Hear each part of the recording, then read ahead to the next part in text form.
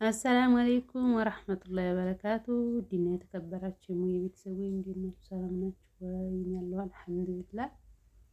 እንግዲህ የቤተሰቡ ናችሁ ላይክ ሼር እያደረጋችሁ መኖር ደግ ነው። ብዙ ያሳያል፣ ብዙ ነገር አለ እና አይዘመም ብያለሁ። እንኳን እንደዚህ ሁላ ይሄ ሁላ ወፍጮ በየአይነት ማለት ነው። እንግዲህ ወፍጮ በየአይነት ማለት ነው።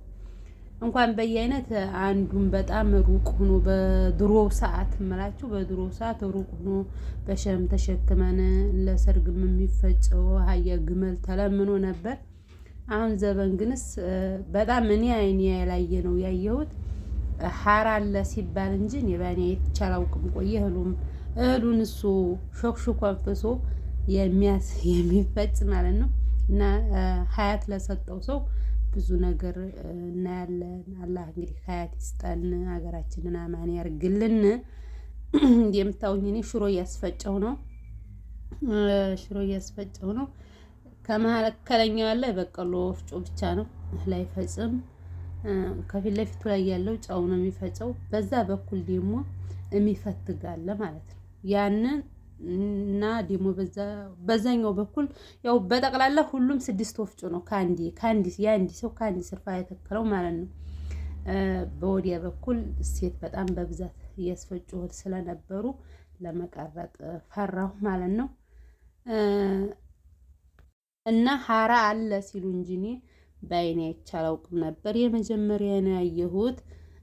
እህሉን ሸክሽኮ አንፍሶ እሱ ይፈጫል። ወደዛኛው ወፍጮ ሄዶ ሲጨርስ እንትን ይላል። እንደገና ይፈትጋል። የሁላ ሀያት የሰጠው ሰው ማለት ነው። እና እንግዲህ ሀገራችንን ሰላም ያርግልን። ድሮ እንኳን እንደዚህ ያለ ብዙ እንትን አይደለም። ስልክ እንኳን ራሱ የበቃ እንደዚህ ብዙ ድሮ በአየር ይሄዱት በኡምራ ይሄዱም ማለት ነው። ያው በአየር አይደለም በባህር አይደለም መቼም በቴሌ ነበር የሚያናግሩት። እየሄዱ መርሳ፣ ረሪት፣ ወጨቃ ነበረ እየሄዱ የሚያናግሩት ማለት ነው።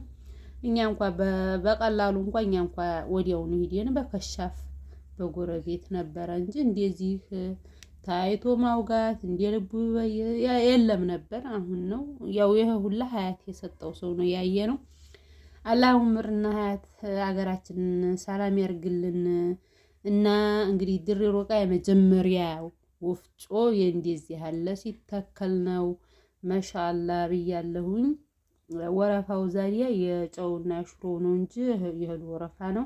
የሰሊጡ ወፍጮ ራሱ አሁን መኸር ስለሆነ እንደነገሩ ሁሉም አረጋግፎ ስለነበር እኔም ሰሊጥ ይዤ ነበር ለመቀረጥ በጣም ዛማ ስለነበር ያስፈራል። እና ማሻአላ ብያለሁ። ወፍጮ አቋም ሰው ላላችሁ ወፍጮ ያዋጣል።